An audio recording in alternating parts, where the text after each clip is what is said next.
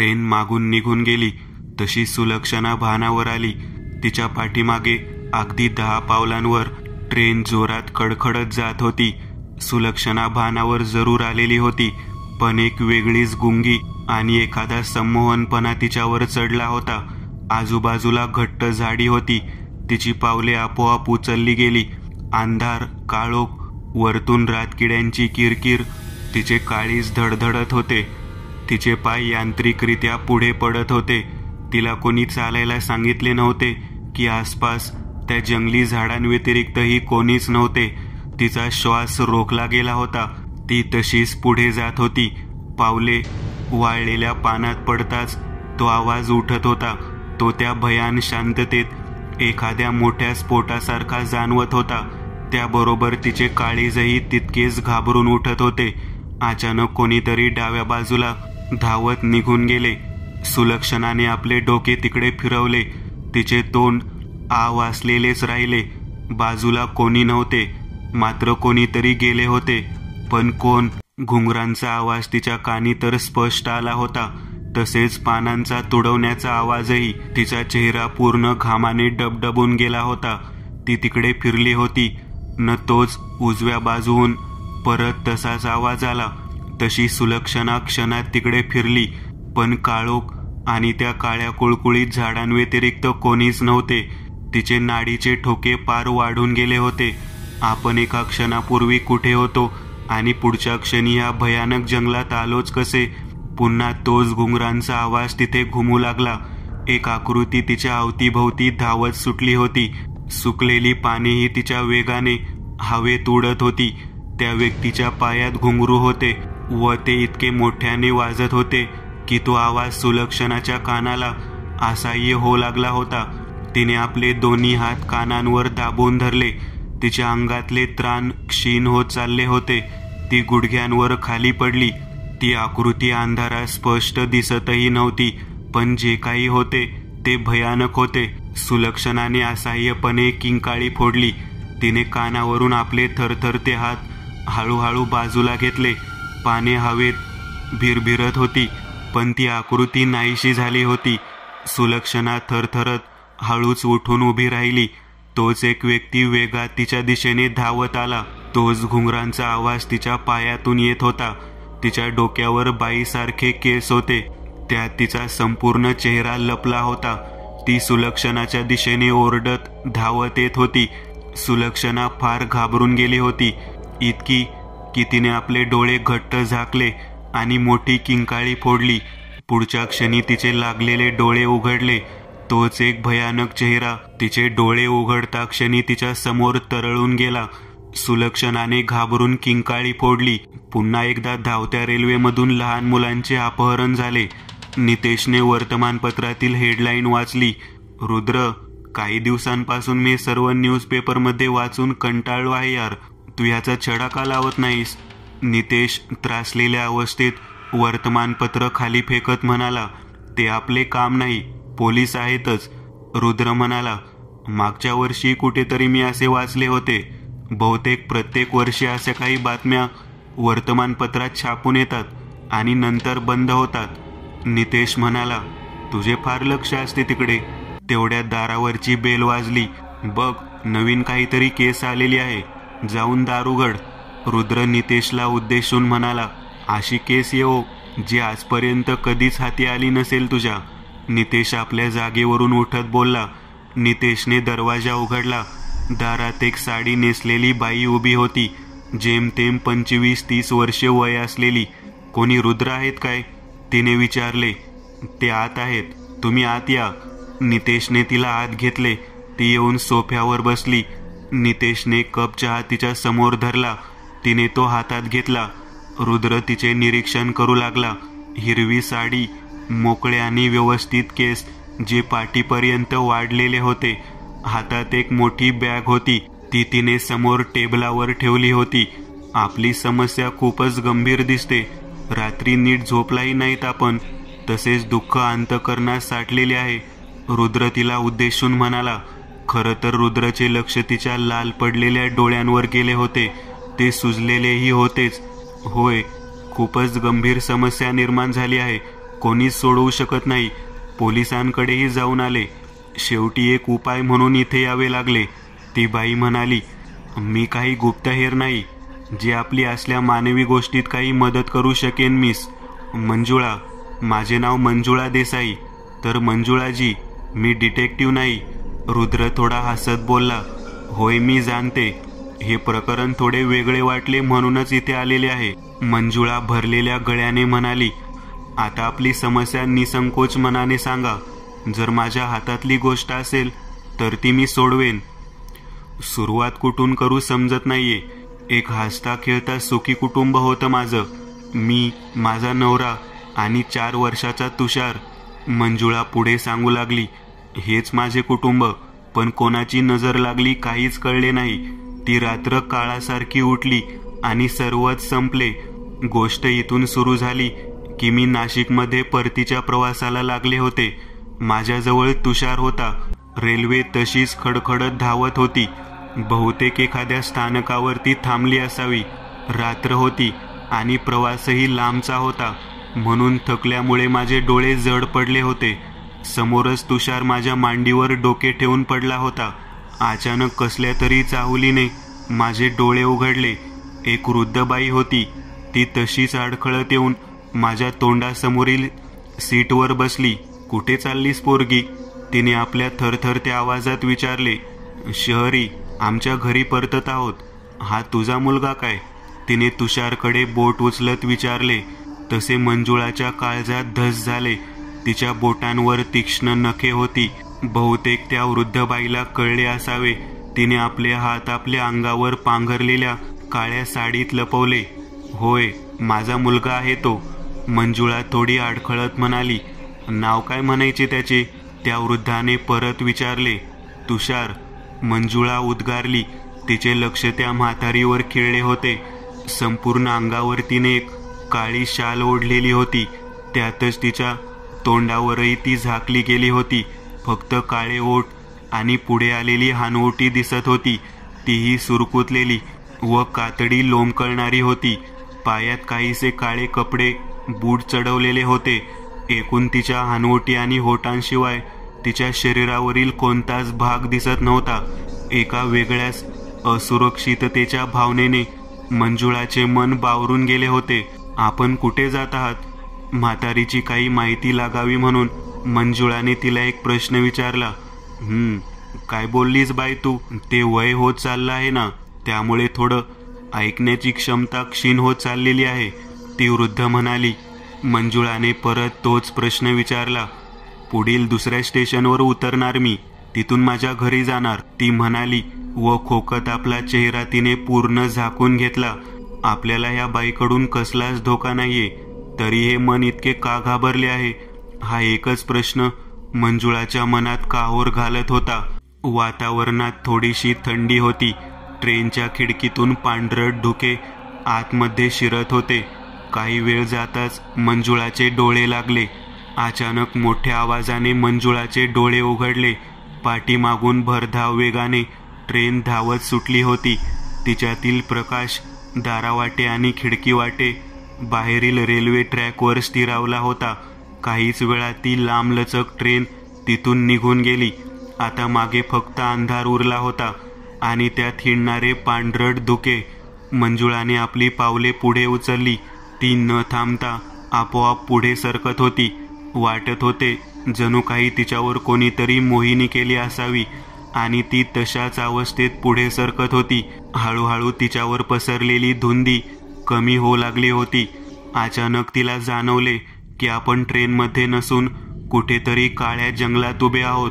तिच्या मनात प्रश्नांचे काहोर उठत होते. तोच कोणीतरी वाऱ्याच्या वेगाने तिच्या बाजूहून निघून गेले. तिच्या पानातील आपटणाऱ्या पावलांव्यतिरिक्त छन छन वाजणाऱ्या घुंगरांचा आवाजही मंजुळाच्या कानी पडला होता. तसे मंजुळा दचकून गेली व लगेच तिने आवाज आलेल्या दिशेने पाहिले. काही पाने हवेत उडाली होती, मात्र तिथे काळे पडून गेलेल्या झाडांव्यतिरिक्त काहीच नव्हते. परत तसाच आवाज बाजूहून आला. घाबरून मंजुळाने तिकडे पाहिले, पण कोणीच नव्हते तिथे. एकतर आपण ट्रेनमध्ये नाही, कुठेतरी वेगळ्याच ठिकाणी आलो आहोत. पण असे धडधडत्या हृदयाने आणि वटारलेल्या डोळ्यांनी मंजुळा आजूबाजूला आपली नजर फिरवत होती. मध्येच आपल्या कपाळावरील जमा झालेला घाम पुसत होती. ती पुढे जाण्यासाठी पाऊल उचलणार तोच तिच्या समोरून एक काळी आकृती धावत निघून गेली. तसे मंजुळा दचकून मागे सरकली. ती आकृती आता मंजुळाच्या भोवती गरुडासारख्या घिरट्या घालत होती. तिच्या पायातील घुंगरांचा आवाज मंजुळाच्या कानांना चिरत होता. समोरील आकृतीचे फक्त केस हवेत उडताना दिसत होते. बाकी सर्व काळे कुळकुळीत आणि गूढ होते. मध्येच लाल मण्यासारखे काहीतरी तिच्या चेहऱ्यावर चमकून जात होते. कानाचे पडदे फाटण्याआधी मंजुळाने आपले हात कानांवर घट्ट दाबून धरले. हवेचा गार गरम स्पर्श तिच्या अंगाला झोंबत होता. तोच वातावरण एकदम बदलले. तिथे एक शांतता पसरली होती.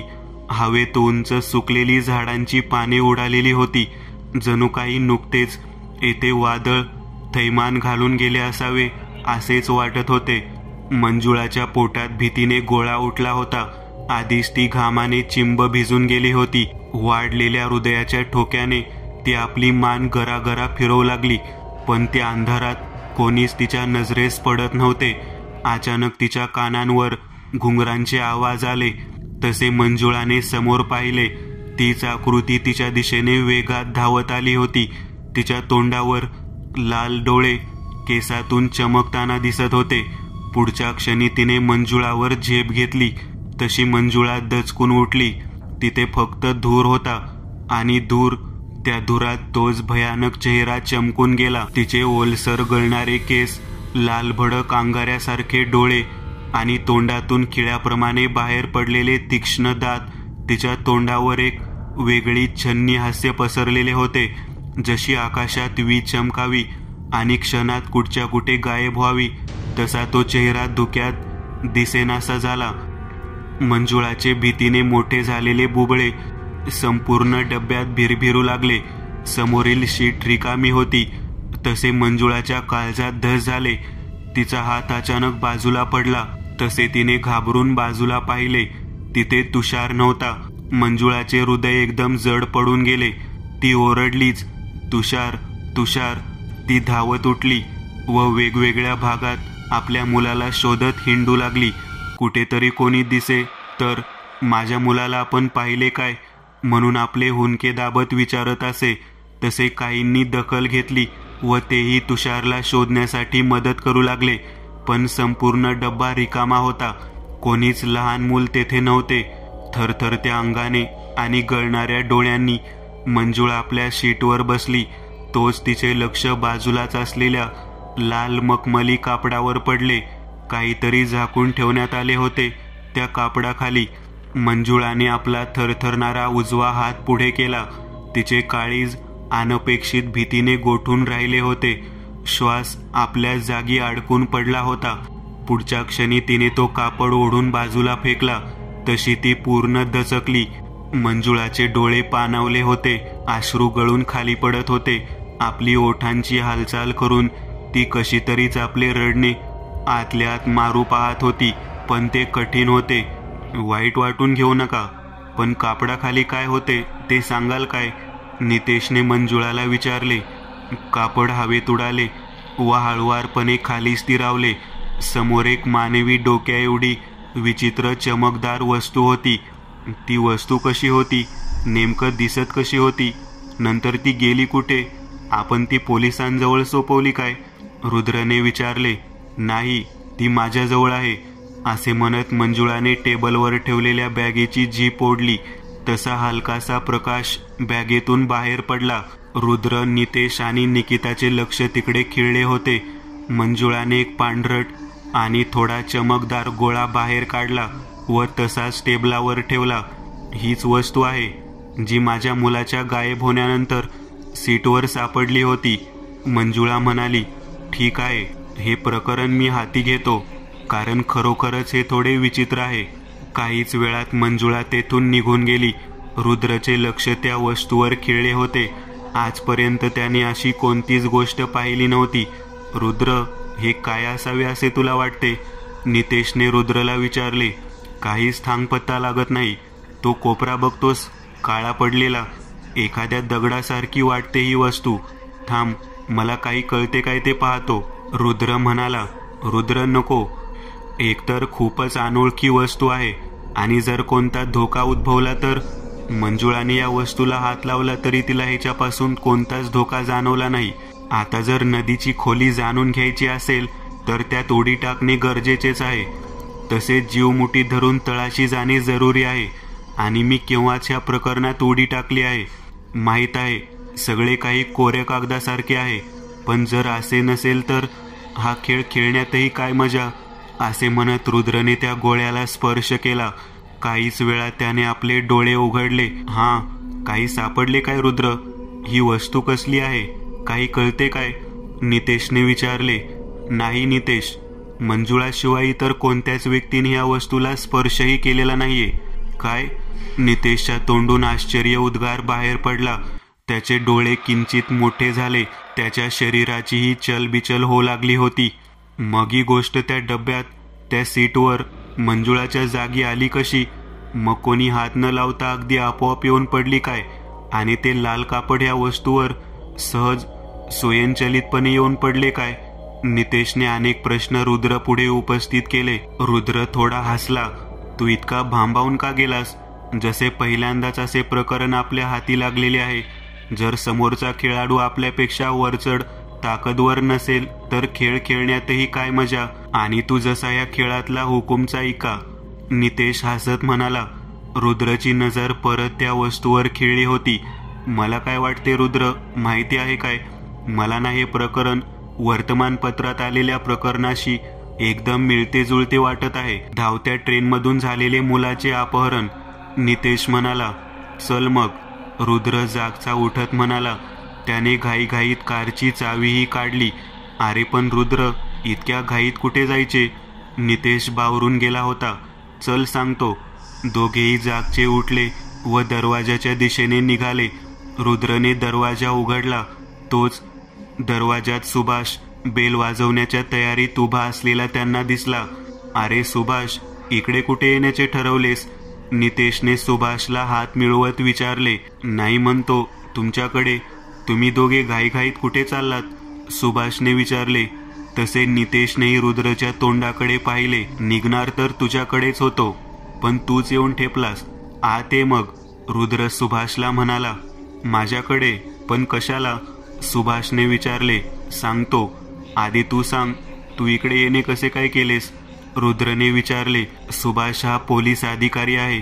जवळजवळ त्याला तिथे रुजू होऊन 1.5 वर्षे किंवा 2 वर्ष झाली आहेत. मागील काही घटनात सुभाषला रुद्रची चांगलीच ओळख झाली आहे.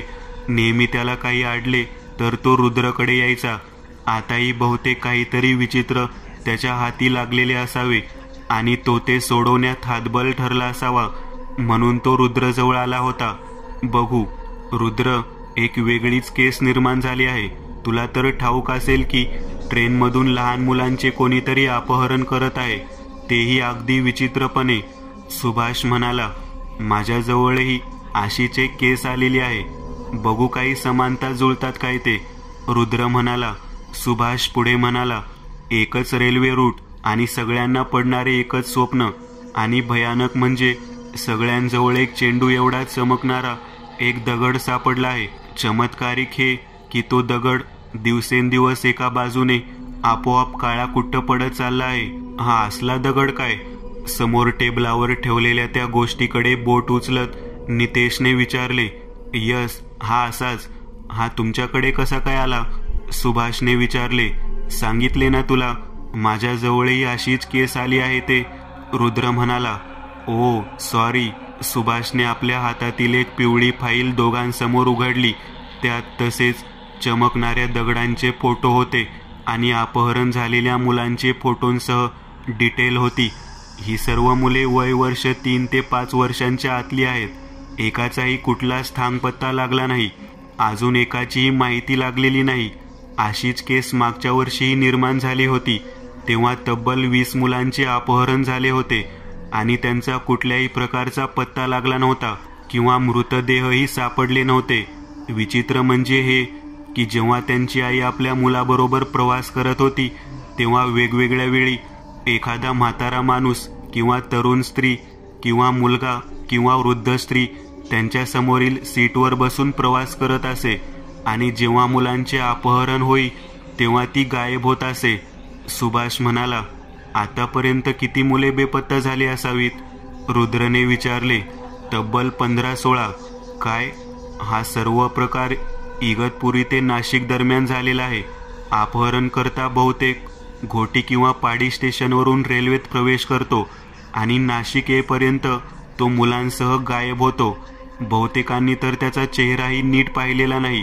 थंडी असल्यामुळे बहुतेक माणसे आपले तोंड अंग झाकून घेतात, त्यामुळे कोण अपहरण करता आणि कोण प्रवासी काहीच समजत नाही.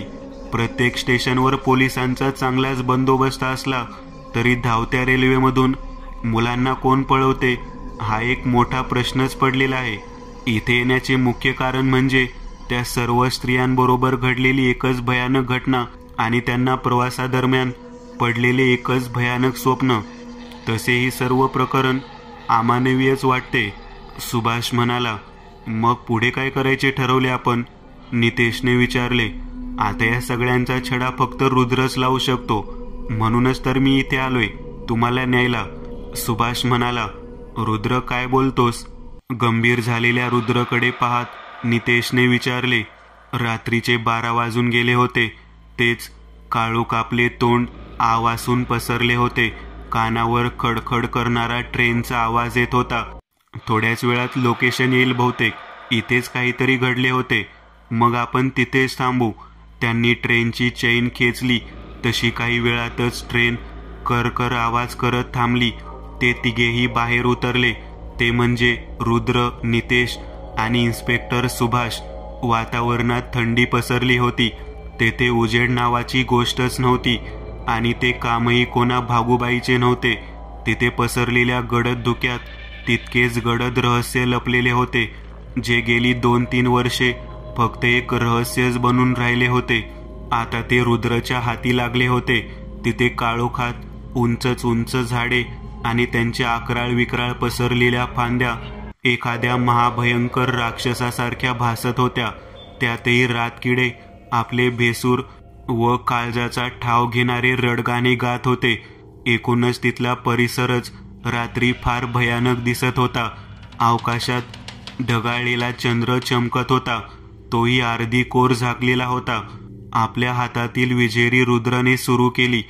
अंधाराला चिरत तो प्रकाश झाडांच्या काळ्या पडलेल्या बुडक्यावर पडला. एकूणच काळोख त्यांच्या आड अजूनही दबा धरून बसलेला होता. रुद्र, हा परिसर तर फारच भयानक दिसतोय. नितेश आपल्या हातातील विजेरीचा उजेड आजूबाजूला फिरवत म्हणाला. काही प्रमाणात त्याच्या हृदयात भीतीने गरमाहट निर्माण केली होती. म्हणूनच ही जागा बहुतेक त्यांच्यासाठी बरी असेल. जंगल खूपच घनदाट दिसते. तिघेही जंगलात शिरले. झुडपे वाऱ्याच्या झोक्याने सळसळत होती. हे दोघे तिथे काहीतरी शोधण्याचा प्रयत्न करत होते. तेही हातात लागले तर काही अंतर चालताच ते पूर्ण त्या घनदाट जंगलात शिरून गेले होते. पण अद्याप त्यांना काहीच मिळाले नव्हते. तितक्यात सुभाष अडखळला. ते तिथे काहीतरी आहे. सुभाष थोडा घाबरत म्हणाला. जंगलात मध्यभागी एक झाड उंचच उंच गेले होते आणि त्या झाडाच्या शेंड्यावर एक आकृती उभी होती. तिला पाहताच तिघेही दचकले.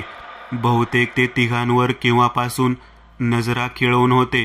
ते झाडाच्या शेंड्यावर अगदी आधांतरी हवेत तरंगत होते. तसा रुद्र त्याच्या दिशेने धावला. सुभाष आणि नितेशही धावले. रुद्र पुढे होता. अधूनमधून तो त्या झाडाच्या दिशेने पाहत होता. ते अजूनही तिथेच उभे होते. गळ्यात एखादे कापड होते जे हवेत फडफडत होते. एखादी मानवी आकृती होती ती. तेवढ्यात पानांचा सळसळ आवाज झाला. रुद्रचे पाय थांबले. तो बावरून इकडे तिकडे पाहत होता.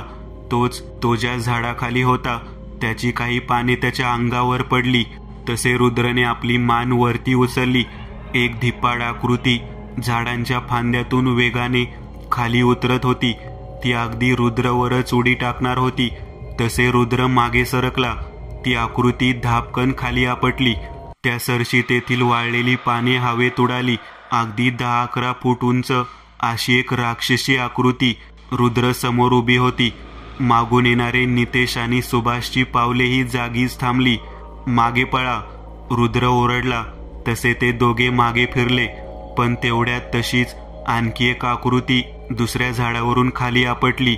तसे सुभाष आणि नितेश जागीच थांबले. ते हळूहळू मागे सरकले. रुद्रने आपली नजर त्या महाकाय आकृतीवर खिळवली होती. तिचे लाल तांबूस डोळे अंधारात चमकत होते. डोक्यावर बैलासारखी पण आकाराने विशाल 2 शिंगे वरती गेलेली होती. 2 आकृत्या सारख्याच होत्या. त्या अंधारात त्यांना नीट न्याहाळणेही शक्य नव्हते. सुभाषने एका हातात विजेरी आणि एका हातात बंदूक ताणली होती. त्या विजेरीचा प्रकाश त्या भयानक आकृतीच्या तोंडावर खिळला होता. तिच्या तोंडात असलेले सुळ्यासारखे दात पाहूनच ते दोघे घाबरून गेले होते. त्यांना ठाऊकच होते की या गोष्टीचा सामना करणे आपल्या हातात नाहीच आहे. ते हळूहळू रुद्रजवळ सरकले. रुद्र आळीपाळीने दोन्ही राक्षसी आकृत्याकडे पाहत होता. रुद्र, हे काय आहे? गोळी झाडू काय त्यांच्यावर? सुभाष अडखळत बोलला. थोडा वेळ थांब. त्यांनी काही हालचाल केली तर मग आपल्याकडे त्यांचा सामना करण्यावाचून पर्याय उरणार नाही. नक्कीच्या दोघा ब्रह्मराक्षसांचाच हात असेल त्या लहान मुलांना पळवण्यात. रुद्र म्हणाला. काय ब्रह्मराक्षस? दोघेही भीतीने उद्गारले. ते राक्षस डरकाळी फोडून तिघांच्या अंगावर धावले. तसे सुभाषने आपली गन फायर केली, पण त्या गोळीचा काहीच उपयोग झाला नाही. तसा तो 2 पावले मागे सरकला, पण पुढच्या क्षणी त्याच्यावर एक जड हात पडला. तशी काही नखे रुतली. तो धक्का जोराचा होता. सुभाष त्या माराबरोबर दूर उडून गेला. रुद्रने नितेशचा हात पकडला व काहीतरी काढून नितेशच्या हातात दिले. तिथे वेळ नव्हता विचार करायचा. रुद्रने बाजूला होऊन येणाऱ्या राक्षसावर दिव्य ऊर्जा सोडली. तशी ती त्याच्यावर आदळली व तो राक्षस खाली आपटला. त्याची बाह्य त्वचा त्याद्वारे हलकीशी जळून गेली होती. तेवढ्यातच तो दुसरा राक्षस नितेशवर धावून आला. नितेशच्या हातात एक सरळ दुधारी खंजर होते. ते रुद्रने नुकतेच त्याच्या हातात ठेवले होते. काही विचार न करता अगदी घाबरून त्याने ते राक्षसावर उगारले. पुढच्या क्षणी ते दुधारी खंजर मोठे झाले. तो वार त्या राक्षसाच्या हातावर झाला. त्याचे एक बोट तुटून खाली पडले. तसा तो ओरडला. त्याचे ओरडणे भयंकर आणि कांठाळ्या बसवणारे होते. तेवढ्यात रुद्रने सोडलेली दिव्य ऊर्जा त्याच्यावर येऊन आपटली. तसा तो खाली धाडकन पडला. नितेश आपल्या हातातली दुधारी तलवार घेऊन त्याच्यावर धावला. एक उडी घेऊन त्याने ती तलवार त्या राक्षसाच्या काळजात खुपसण्यासाठी सज्ज केली. पण त्याच क्षणी त्या राक्षसाचे रूपांतर एका भयानक व आकाराने कितीतरी मोठ्या काळ्या कावळ्यात झाले. तसा नितेशचा वार जमिनीत झाला व तलवार रुतून बसली. कावळा उडून नितेशवर झेपावला. तोच सुभाषने आपल्या बंदुकीने त्याच्यावर गोळ्या झाडल्या. गोळ्या नेमका कावळ्याच्या एका डोळ्यात शिरली. तसा तो कावळा कोकलत दूर हवेत उडून गेला. इथे रुद्र आपल्या पिशवीत त्रिशूळ शोधत होता.